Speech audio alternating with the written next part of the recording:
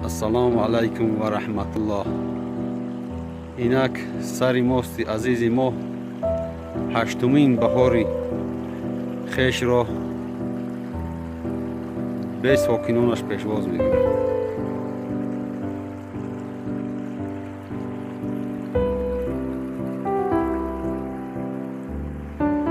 سری ماست همگی 65-70 سال عمر دیده است. بسیار عمر کوتاه، عمر یک آدمی.